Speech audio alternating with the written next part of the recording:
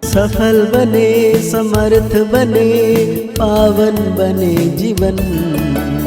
मीठी मुरली सुन के पाए सुख सघन।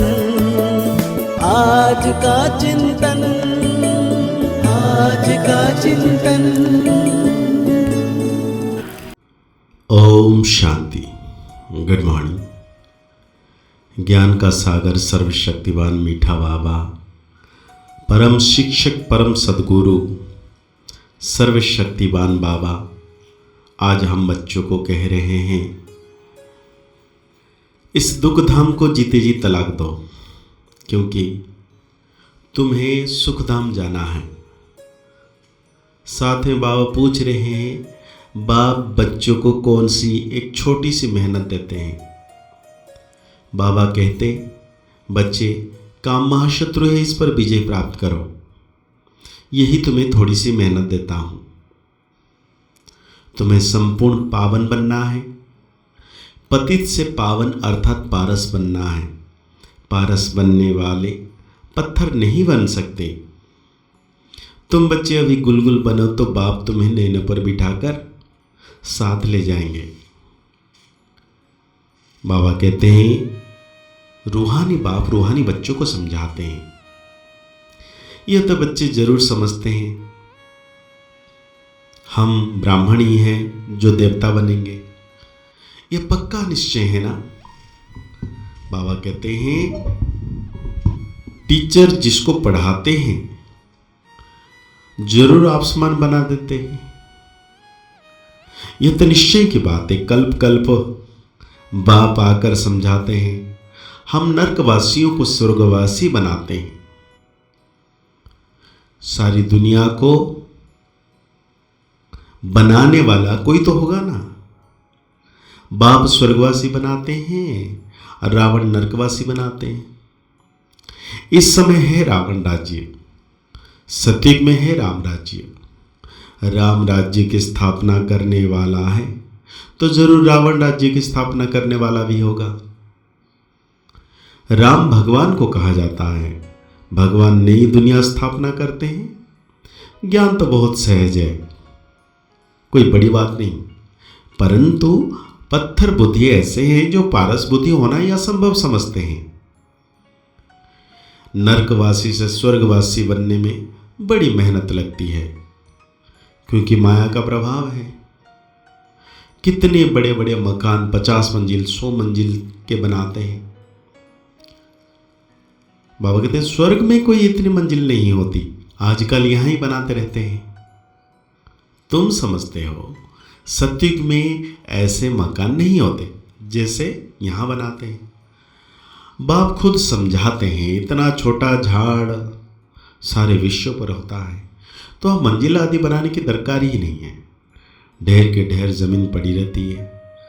यहां तो जमीन है नहीं, इसीलिए जमीन का दाम कितना बढ़ गया है। वहां तो जमीन का भाव लगता ही नहीं। तो भागते, जिसको जितनी जमीन चाहिए ले सकता है, वहां तुमको सब सुख मिल जाते हैं, सिर्फ एक बाप की इस नॉलेज से। मनुष्य 100 मंजिल आदि जो बनाते हैं उसमें भी पैसे आदि लगते हैं ना, वहां पैसे आदि लगते ही नहीं है।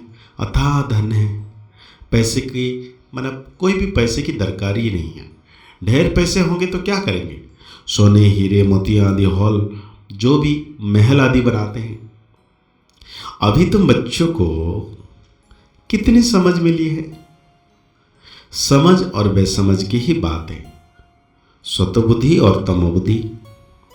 स्वतः प्रधान स्वर्ग के मालिक, तमोगुणी बुद्धि नरक के मालिक। यह तो स्वर्ग नहीं है, यह है रौरव नरक। बहुत दुखी हैं, इसलिए पुकारते हैं भगवान को, फिर भूल जाते हैं। कितना माथा मारते, कॉन्फ्रेंस आदि करते रहते हैं कि एकता हो जाए, परंतु तुम बच्चे समझते हो या आपस में मिल नहीं सकते। यह सारा झाड़ जड़जड़ीभूत है। भगते अभी फिर बाप आते हैं स्थापना करने। हम उस बाप से विश्व का संपूर्ण रूप से रावण राज्य से बाबा छुड़ाते हैं हम बच्चों को। ड्रामा प्लान अनुसार चेंज होना ही है। यह है पुरानी दुनिया। इसको सत्युग कैसे कहेंगे? परंतु मनुष्य बिल्कुल समझते ही नहीं है।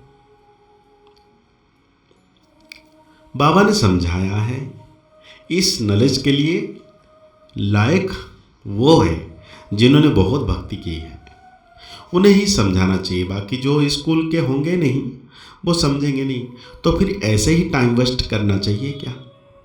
नहीं करना चाहिए।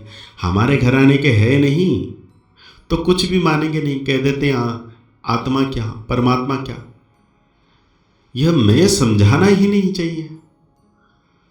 मैं समझना ही नहीं चाहता हूं कि आत्मा क्या है, परमात्मा क्या है। बाबा कहते हैं, क्रिश्चियन लोग कहते हैं क्राइस्ट से 3000 वर्ष पहले पैराडाइज था, वो फिर भी पिछाड़ी को आए हैं ना, तो उनकी ताकत है, उनसे ही सब सीखने जाते हैं। क्या सीखने जाते हैं? बाबा कहते हैं, कुछ जिस प्रकार की बातें हो रही है, बाबा कहते हैं स्वतो रजोतम में आते हैं ना, तुम जानते हो सब कुछ विलायत में ही सीखते हैं। यह भी तुम जानते हो सत्युग में महल आदि बनाने में कोई टाइम नहीं लगेगा। अभी बाप कहते हैं तुमको पतित नहीं होना है, ये ऑर्डिनेंस है। अब तो और ही तमो प्रधान बन पड़े हैं, बिकार बिगर रह नहीं सकते।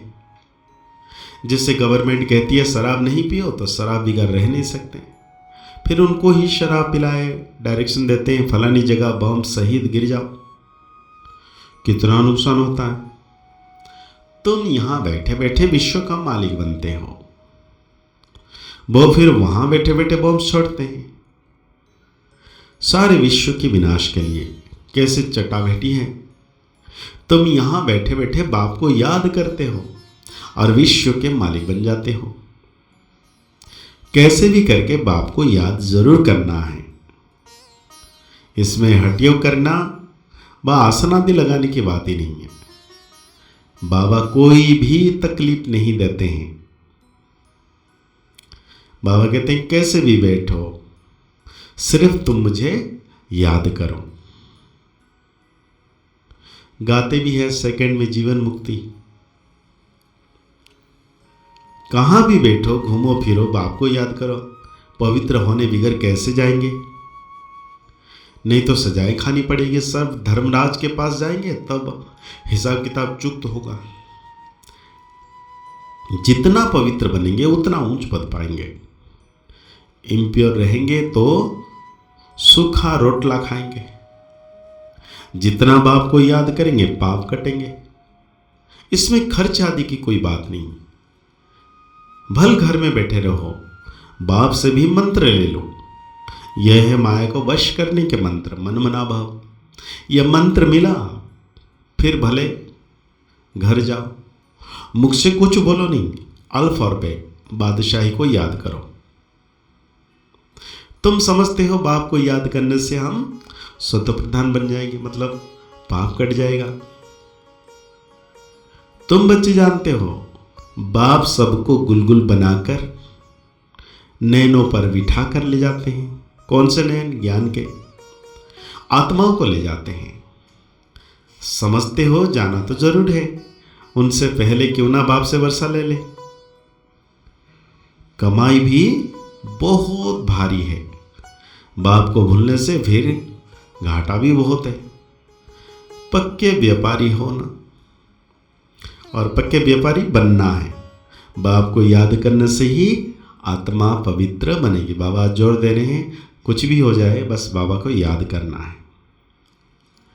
आज बाबा धारणा के लिए हम बच्चों को कह रहे हैं, बाप के ऑर्डिनेंस को पालन करने के लिए हम आत्मा भाई भाई हैं। भ्रुकुटी के बीच में हमारा निवास है। हम बेहद बाप के बच्चे हैं। हमारे यह निश्चय होना चाहिए, ईश्वरीय परिवार है, इस स्मृति में रहना है। दैहिक अभिमानी बनने की आदत डालनी है।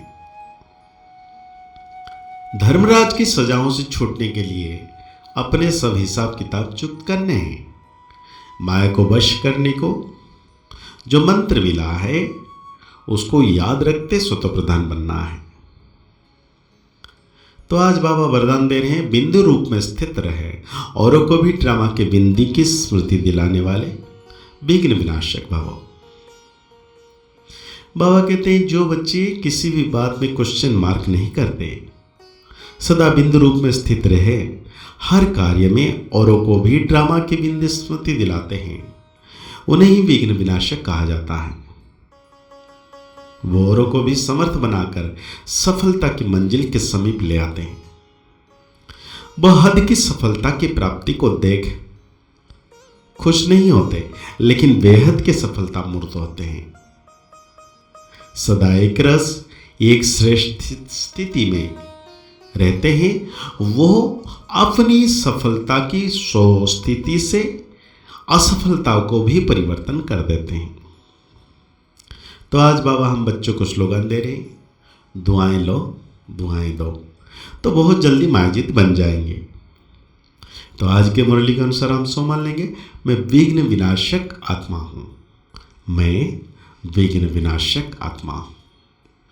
मुरली को और गहरी रीति से चिंतन करते हुए निरंतर मीठे बाबा की याद में रहना है कि सर्वशक्तिमान बाबा सदा मेरे साथ है। मेरे मस्तक के ऊपर परम सितारा अपनी किरणें बरसाकर मुझे पावन बना रहे हैं।